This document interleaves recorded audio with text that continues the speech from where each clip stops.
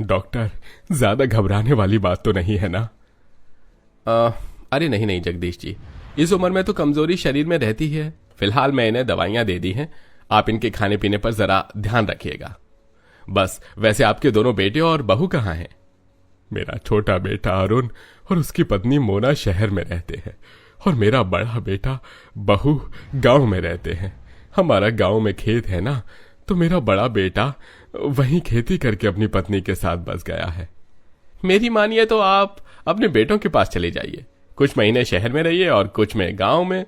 ऐसे आपकी पत्नी का भी मन लगा रहेगा और उनकी तबीयत भी खराब नहीं होगी।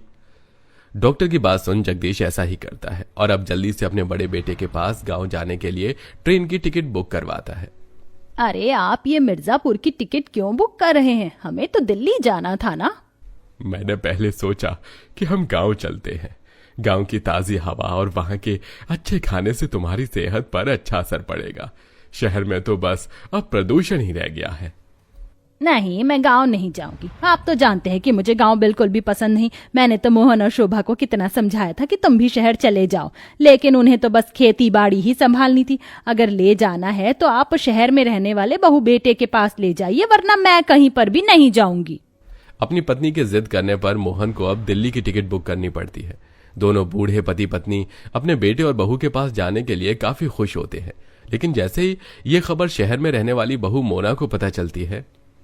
ओह गॉड, तुम कोई बहाना लगाकर अपने मम्मी पापा को यहाँ शहर में आने से मना नहीं कर सकते थे? तुम जानते हो ना कि मुझे ये सास ससुर को टॉलरेट करना बिल्कुल भी पसंद नहीं है। अरे डार्लिंग, सिर्फ कुछ दिनों की ही तो बात है, और वो कौन सा हमेशा हमेशा के लिए हमारे पास रहने के लिए आ रहे हैं। प्लीज थोड़ा सा एडजस्ट कर लो। 2 दिन सफर के बाद आखिरकार जगदीश और विद्या शहर आ जाते हैं और अपने शहर में रहने वाले बहू और बेटे से मिलकर काफी ज्यादा खुश होते हैं। कितने दिनों बाद तुम दोनों को देख रही हूँ। काफी कमजोर हो गए हो। शहर में अच्छा खाना पीना नहीं मिलता है क्या? अरे मिलता है ना माँ, लेकिन काम की टेंशन इतनी रहती है कि शरीर में कुछ अच्छे से लग ही नहीं पाता। कोई बात नहीं, अब मैं आ गई हूँ ना, अब मैं अपने बेटे और बहू को तगड़ा करके यहाँ से लौटूंगी। ऐसे ही समय गुजरता है और अब रात के खाने का वक्त हो जाता है, जिसे देख मोना अब रात के खाने के लिए बाहर से खाना ऑर्डर करती है। पूरी डाइनिंग टेबल पर बर्गर, पिज्जा, चाउमीन, मोमोज जैसी चीज देखकर विद्या और जगदीश काफी हैरान होते हैं। ये सब क्या है? ये तुम लोग हर रोज खाते हो क्या? हाँ माँ जी, हम तो यही सब खाते हैं, यही हमारा शहर का खाना है। लेकिन बहू, ये सब चीज तो सेहत के लिए बिल्कुल भी अच्छी नहीं है। फिर तुम लोग इन्हें छोड़ क्यों नहीं देते? और बहू, तुम तो घर में ही रहती हो, तो तुम घर पर खाना क्यों नहीं बनाती हो? पापा जी, घर पर रहने का मतलब ये नहीं कि मुझे कोई काम नहीं होता। और रही बात खाने की, तो जब तक आप लोग शहर में हैं तब तक आपको यही खाना होगा। मुझसे नहीं होगा कि सुबह सुबह उठकर आप सबके लिए मैं रोटी सब्जी बनाऊं। अपनी शहरी बहू की बात सुन विद्या और जगदीश को मजबूरन शहर का तला भुना और मैदे से भरा ही खाना खाना पड़ता है, और अब ऐसे ही कुछ दिन गुजर जाते हैं।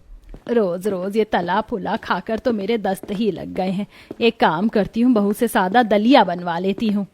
विद्या अपनी शहरी बहू मोना को ढूंढते हुए उसके कमरे में जाती है, जहां वो देखती है कि उसकी शहरी बहू मोना छोटे छोटे कपड़े पहनकर फोन पर रील बना रही है।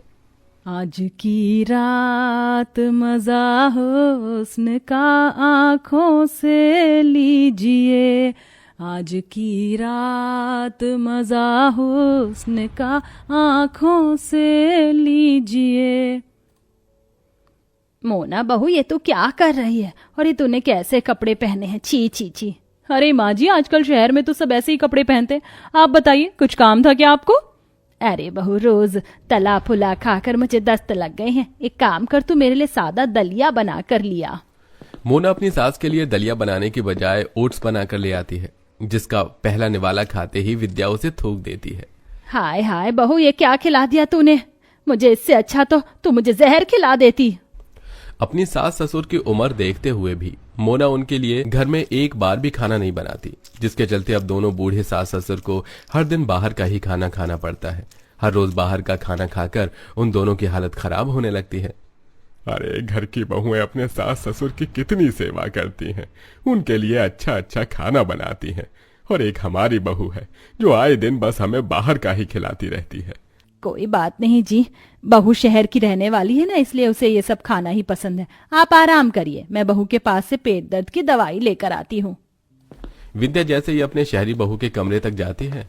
बस अरुण, बहुत हो गया। अब मैं तुम्हारे मम्मी पापा को और बर्दाश्त नहीं कर सकती। तुम्हारी माँ ने तो मुझे पागल करके रख दिया है। आए दिन मुझे बस यही भाषण देती रहेंगी कि बहू घर पर खाना बनाकर घर का खाना खाओ, ये फलाना ढिमाका। लेकिन अब और नहीं, अगर तुम्हारे मम्मी पापा अब एक और दिन भी यहाँ रहे तो मैं अपने मायके चली जाऊंगी। अपनी शहरी बहू की बातें सुन विद्या को काफी दुख होता है, जिसके बाद अब अगले दिन ही विद्या और जगदीश अपने शहरी बहू बेटे से मिलकर वापस अपने घर लौट रहे होते हैं। देख लिया अपनी शहरी बहू का रहन सहन। अरे मैं तो कह रहा हूँ अभी भी वक्त है, हम अपने गांव वाली बहू के पास चलते हैं। खाना जैसा भी हो, लेकिन हम लोग रहे तो इतने दिन आराम से ही ना। कितना अच्छा बिस्तर था, गुसलखाना भी कितना बड़ा और साफ सुथरा था। क्या ये सब हमें गांव में मिलेगा? ये सब तो गांव में मिलने से रहा, लेकिन वहां तुम्हें वो सुकून मिलेगा जो तुम्हें यहाँ शहर में नहीं मिला। जगदीश मिर्जापुर की टिकट निकलवाता है और अब अपनी पत्नी के साथ सीधा अपने गांव वाली बहू के घर जा पहुंचता है। अपने सास ससुर को देख शोभा सिर पर पल्लू रखकर उन दोनों के पैर छूकर उनसे आशीर्वाद लेती है। माँ जी, पिताजी, मैं कब से आप लोगों का इंतजार कर रही थी। आप यहाँ बैठे, मैं आपके लिए पानी लेकर आती हूँ। गांव में रहने की वजह से शोभा मिट्टी के गिलासों में अपने सास ससुर को मटके का पानी लाकर देती है। हम क्या तुम्हें कोई गाय भैंस नजर आ रहे हैं जो तुमने ये मिट्टी के बर्तन में पानी दिया है? भाग्यवान, गांव में लोग मिट्टी के बर्तनों में ही खाते पीते हैं, इससे हमारी सेहत भी काफी अच्छी रहती है। अपने पति के कहने पर विद्या जैसे ही मिट्टी के गिलास का पानी पीती है तो वो उसे काफी पसंद आता है, लेकिन अपने गांव वाली बहू को कुछ ज्यादा खास पसंद न करने पर विद्या का मुंह बना ही रहता है। अपने सास ससुर के आने की खुशी में गांव वाली बहू शोभा उनके लिए तरह तरह के पकवान बनाती है। अरे बहू, खुशबू तो बढ़िया आ रही है। क्या बनाया है आज तुमने? पिताजी, आपके पसंद की चूल्हे पर सिकी हुई मक्के की रोटी, सरसों का साग और बथुए का रायता बनाया है। और माँ जी, आपके मनपसंद आलू प्याज के पराठे, बूंदी का रायता, आलू की सब्जी और साथ में मसाले वाली छाछ भी बनाई है। इसे कहते हैं ना असली खाना। आज तो मैं पेट भर कर खाना खाऊंगा। विद्या जैसे ही अपने गांव वाली बहू के हाथ का बना हुआ गांव वाला खाना खाती है तो वो उसे काफी ज्यादा पसंद आता है। ऐसा खाना तुम्हारी शहर वाली बहू ने बनाया था। अरे वो तो हमें हर रोज बाहर का खाना खिलाती थी। गांव से होने की वजह से शोभा काफी ज्यादा संस्कारी होती है और अपने सास ससुर की काफी सेवा करती है। रोज सुबह सुबह उठकर उनके लिए गाय का ताजा दूध निकालना, देसी घी के पराठे बनाना और अपनी सास के पैर दबाना। शोभा किसी भी चीज में कोई कमी नहीं रहने देती। ऐसे ही एक दिन, अरे माँ, आप आ गई। ये क्या, आप कुछ थकी थकी सी लग रही है। आपकी तबीयत तो ठीक है ना? क्या बताऊं बहू, 1 साल से शरीर में दर्द है। इतनी दवाइयां खा ली लेकिन जरा भी कोई असर नहीं पड़ा। लगता है अब मेरे जाने का वक्त आ गया है। अरे माँ जी, शुभ शुभ बोलिए। अभी तो आपको अपने पोते पोती की शादी भी देखनी है। आप फिक्र मत करिए। अब देखिए मैं कैसे आपके इस शरीर के दर्द को हमेशा हमेशा के लिए खत्म करती हूँ। शोभा अब अगले दिन से हर रोज सुबह शाम अपनी सास को गाय भैंस का दूध खाने में देसी घी, हरी सब्जियां, पनीर और पालक लौकी का जूस देती है और साथ ही अपनी सास को हर रोज सुबह की सैर पर भी ले जाती है।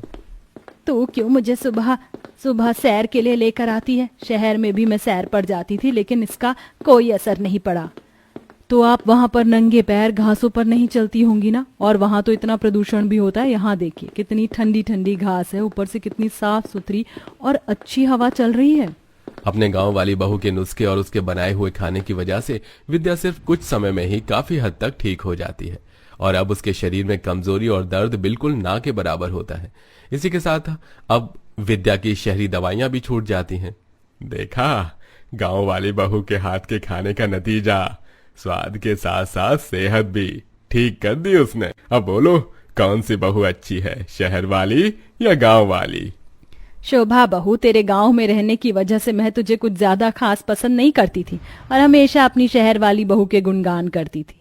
लेकिन मैं जब तुम दोनों के घर पर रही तो मुझे पता चला कि मेरी हीरा बहू कौन सी है। तू मुझसे नाराज तो नहीं है ना बहू? अरे नहीं माँ जी, आप कैसी बातें कर रही हैं? आप तो मेरी माँ हैं और एक बेटी अपनी माँ से कभी नाराज हो सकती है क्या? विद्या और जगदीश अब हमेशा हमेशा के लिए अपनी गांव वाली बहू के साथ ही रहने लगते हैं। वहीं शोभा भी अपने सास ससुर की बिल्कुल अपने माता पिता की तरह सेवा करती है और हंसी खुशी उनके साथ रहती है। आपको शहर और गांव के खाने में से कौन सा खाना पसंद है? कमेंट करके जरूर बताइएगा।